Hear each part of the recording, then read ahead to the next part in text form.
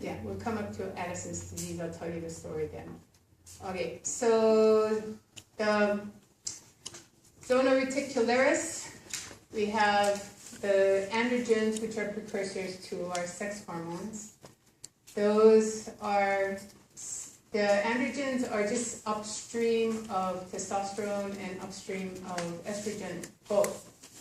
When you have an overproduction of the dihydroepiandrosterone in the zona reticularis, this has more of an effect on females than it does on males. And this creates an increase in axillary and pubertal hair growth in females, not so much in males, but it also, if there's an excess of this being produced, if it's happening in development while it's in, when the fetus is in utero, then the baby is born with kind of an ambiguous external genitalia. It looks like the clitoris is enlarged and it looks like a very small penis. So and there's no testes and no scrotum. So you kind of wonder, as when you see this baby, is this a case where there's a small penis and the testes haven't descended? Or is this a female child? It shouldn't be a testes, it shouldn't be a scrotum, but the clitoris is enlarged.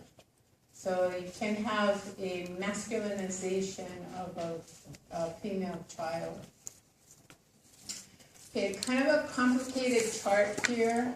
So hypothalamus, if the hypothalamus is not releasing gonadotropin releasing hormone, then FSH and LH are not being produced, and the gonads are not recruiting oocytes or sex hormones. That the lack of the sex hormones should stimulate the hypothalamus, but that's not happening. The hypothalamus is able to produce CRH, which is corticotropin releasing hormone. The anterior pituitary responds to it by releasing ACTH, and ACTH can affect the cortisol, but here we've got a problem with the zona fasciculata. It's not producing cortisol as it should.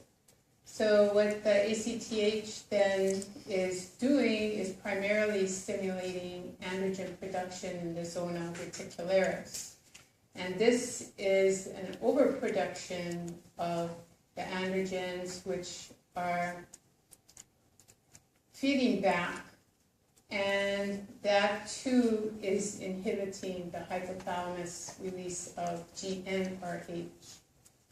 So the end product is the enlargement of the clitoris and the female child then looking more like a male child externally than they would without this over secretion of the androgen. With no cortisol, there is no negative feedback to ACTH, and there is no negative feedback to the hypothalamus. So CRH remains high, ACTH remains high, and the main effect is on the zona reticularis, and the damaged zona fasciculata, no response.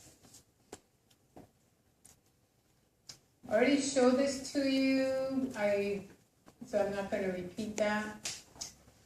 So what happens if you hypersecrete cortisol? You get a condition called Cushing's syndrome. This is a picture of a young boy who had normal features and then had a hypersecretion of cortisol for 4 months, and that's what he looked like 4 months later. So he had an increase in fat deposition in his face, and his face got round, and it's referred to as moon face. And then the shoulders behind the neck, also there's an increase in fat deposition between the shoulder blades and on the back of the neck. and that's referred to as buffalo hump because it looks like the bison's hump. So primary hypercortisol syndrome, you have overstimulation of the adrenal cortex, or you could have adrenal tumors, which are secreting too much cholesterol. The signs, you'd have glucose in the urine, and this is referred to as adrenal diabetes. It's not a true type 1 diabetes. It's caused by the over-secretion of cortisol, which is then creating too much new formation of glucose. So you'll have high blood glucose concentration. It's not due to insulin. It's due to this high cortisol level causing the liver to produce too much new glucose from either fats or proteins. So buffalo hump, increased fat across between the shoulder blades and up on the base of the neck, and then moon face, this round face that appears. And it happens pretty quickly. 4 months you can get to that point. It happens pretty fast.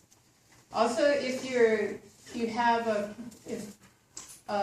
condition like rheumatoid arthritis and sometimes multiple sclerosis, if you're treated with exogenous steroids like prednisones and cortisone, you can get this moon face and buffalo hump if you're given the prednisone for a long period of time. Okay, this is my favorite story. So let's do this after the break because this is going to go on for a while.